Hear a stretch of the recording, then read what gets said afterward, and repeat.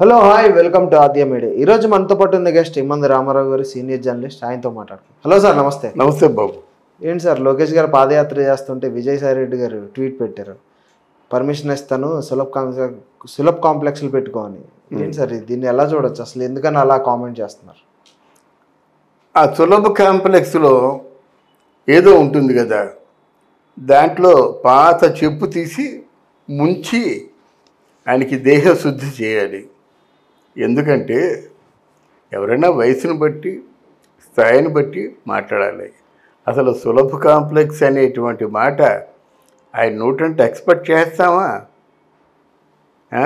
ఆయన తలపండిన రాజకీయ నాయకుడు, తలపండిన మేధావి, ఇలాంటి మాట్లాడతాడు. ఆలోచించుకోవాలి ఒకసారి, అర్థంలో మొహం చూసుకొని.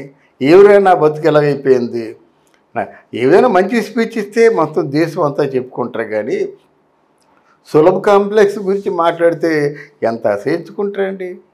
అంటే ఆ సులభ కాంప్లెక్స్ పెట్టుకోవాలంటే మరి ఆ సలహా జగన్మోహన్ రెడ్డికి కూడా ఇస్తే బాగుంటుంది కదా, పుణ్యానికి విజయమ్మ గారికి కూడా ఇస్తే బాగుంటుంది కదా, లేదా శర్మల గారికి కూడా ఇస్తే బాగుంటుంది కదా. బాగుంటుంది సెన్స్.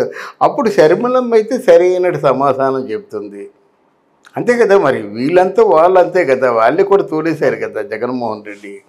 ఇది సులభ కాంప్లెక్స్ పెట్టుకొని శర్మలమ్మని అంటే అప్పుడు సరైన సమాధానం అన్నమాట.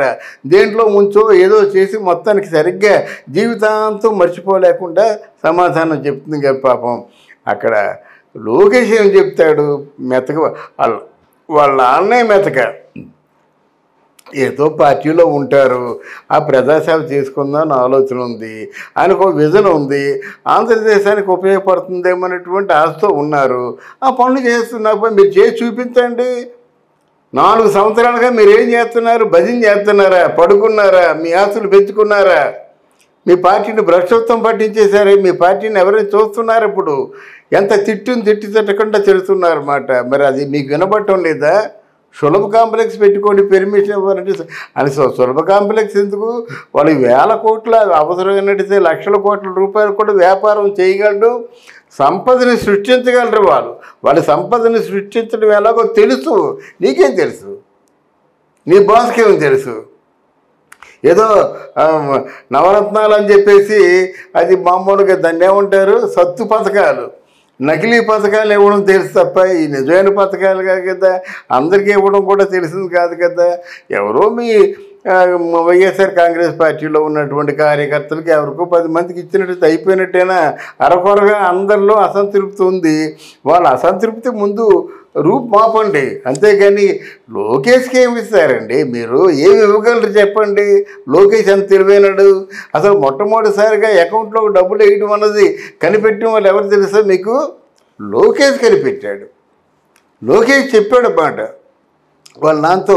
అలా కాదు నాన్నగారు, ఎందుకంటే మనం అమౌంట్ త్రూ లీడర్స్ వచ్చినట్టయితే దాంట్లో మిస్ఫైర్ అయ్యే అవకాశం ఉంటుంది కనుక అకౌంట్ తీసుకొని ఆ అకౌంట్ నెంబర్లో పడేలా చేద్దామని చెప్పి మొట్టమొదటిసారిగా చెప్పింది లోకేష్. అంటే వాళ్ళ ఆలోచనలు అలా ఉంటాయన్నమాట. అది మానేసి నువ్వు లోకేష్ సులభ కాంప్లెక్స్ పెట్టుకోమంటే నువ్వు పెట్టుకో, పక్కనే పెర్మిషన్ తీసుకొని తోడుంటావు కదా. ఆయనకి లోకేష్ సులభ కాంప్లెక్స్ ఎలా మెయింటైన్ చేయాలో తెలియకపోతే నువ్వు చెప్తావు, నీకు అనుభవం ఉంది కనుక. సిగ్గులద్ద చీముని ఎత్తురుంటారు, నీ బతుకు తగలయ్యా. ఇదేం బతుకయ్యా? ఎవరైనా పర్వాలేదు, ఎందుకంటే ఇదేం బతుకండి? సులభ కాంప్లెక్స్ పెట్టుకోమని చెప్తాడా? నీ గౌరవం ఎంత పడిపోయింది? ఎంతవరకు డిగ్నిటీగా ఉండి ఎంతో డిగ్నిఫైడ్గా ఉండేవాడు ఇప్పుడు సులభ కాంప్లెక్స్ పెట్టుకో, లేకపోతే పాయిఖానాలు శుభ్రం చేయు, ఇలాంటి మాటలు నీకు వస్తున్నాయంటే నువ్వెంత జుగుప్సాకరమైన వ్యక్తివో ఒకసారి ఆలోచించుకో. కనుక మీ పార్టీ వాళ్ళందరూ అసహించుకుంటున్నారు. ఇట్లాంటి దగులుబాజీ అలవాట్లు ఆలోచనలు నీకు ఉన్నాయనే జగన్మోహన్ రెడ్డి గారు నేను చాలా దూరంగా పెట్టారన్నమాట. సజ్జల్ని దగ్గర తీసుకోవడానికి, నేను దూరంగా పెట్టడానికి ఈ పాకీ ఆలోచనలే. కానీ ఈ పాకీ ఆలోచనలు స్వచ్ఛ చెప్పి ఇక ముందైనా స్వచ్ఛంగా ఉండవు, నేర్చుకో. ఇప్పుడు ఈ తెలుగుదేశం జనసేన పుణ్యం అంటూ మీరు మరి ఇంటి దగ్గర పెట్టినట్టయితే మేము ఎవరు పలకరించరు. మీ అల్లుడు కూడా మిమ్మల్ని చేరదీయడం మాట. ఎందుకంటే మీరు ఏమైనా చేసినట్టయితే చేరదీయడానికి సంపాదించుకున్నాడు మీ అల్లుడు మీతో పని లేదు. అర్థమైందా? అందువల్ల నీ నోటుకు వచ్చినట్టు మాట్లాడి అందరిలో జుగుప్సాకరమైన స్థానానికి వెళ్ళిపోవద్దు. విజయసాయిరెడ్డి గారు, మీరు పెద్దవాళ్ళు, విజ్ఞులు, మేధావంతులు, సంస్కార భరితులు. మీ సంస్కారం దేశానికి ఆదర్శం కనుక మీరు ఆ సంస్కారంతోనే ప్రవర్తించండి. కాదు సార్, ఇప్పుడు మామూలుగా విజయసాయిరెడ్డి గారు చాలా మారిపోయారని అన్నారు ఒక 1 year 1.5 year బ్యాక్. మళ్ళీ అదే దారిలోకి వచ్చారు కదా సార్? లేదండి, మళ్ళీ కలుసుకున్నారండి బాబు. నీకు ఎలాగుంటాయంటే లైక్ మైండెడ్ ఎప్పుడు విడిపోరండి. వాళ్ళిద్దరు ఎందుకు A1 A2 అయ్యారు? వాళ్ళిద్దరు లైక్ మైండెడ్. ఆయన మనసులో ఏం ఆలోచనలు ఉన్నాయి, ఈయన మనసులో అదే ఆలోచనలు ఉంటాయి. అప్పుడు కలిశారు. తర్వాత కొంతకాలం కొత్త స్నేహితుడు కలిశాడు సజ్జల. ఈయన దూరం పెట్టారు, ఈయన దూరంగా ఉన్నాడు. ఎలక్షన్ దగ్గర పడుతుంది, మరి కొంచెం ఇంత పనులు ఉంటాయి కదా, వాడుకొని వదిలేయడమే కదా జగన్మోహన్ రెడ్డి. ఇంత పనులు ఉంటాడని దగ్గరికి పిలిచారు. ఇద్దరు మాట్లాడుకున్నారు. నువ్వు ఇలా మాట్లాడు, నేను ఇలా మాట్లాడు. అది మాట్లాడించడమే కదా సరదా. జగన్మోహన్ రెడ్డికి వేరే ఏ సరదాలు లేవు, మాట్లాడించడం అంతే. మాట్లాడించడం ఎంతో సరదా అన్నమాట. చంద్రబాబు నాయుడిని తిట్టినట్టయితే ఆనందం, లోకేష్ని తిట్టినట్టయితే ఆనందం, పవన్ కళ్యాణ్ తిట్టినైతే తిడితే ఆనందం. ఎప్పుడు కూడా మరి దత్తపుత్రుడు అంటున్నారు కదా, చెప్పు తీసుకొట్టాడు సమాధానం చెప్పాడు. ఒక పిచ్చినా కొడకలారా, నేను ఇండిపెండెంట్గా పోటీ చేస్తున్నానరా అని చెప్పినప్పటికి ఇప్పుడు దత్తపుత్రుడు ఏముంది? దత్తపుత్రుడు అయితే కలిసి పోటీ చేయాలి కదా.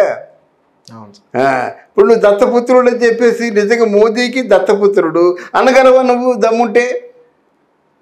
మోదీకి దత్తపుత్రుడు, మోడీకి చాలా ఇష్టం జగన్మోహన్ అంటే పవన్ కళ్యాణ్ అంటే చాలా ఇష్టం అన్నమాట. అసలు ఆంధ్రదేశంలో ఉన్న ఏకైక హీరో ఎవరైనా ఉన్నారంటే పవన్ కళ్యాణే అంటాడన్నమాట. ఆయన దత్తపుత్రుడు చెప్పండి వీళ్ళకి.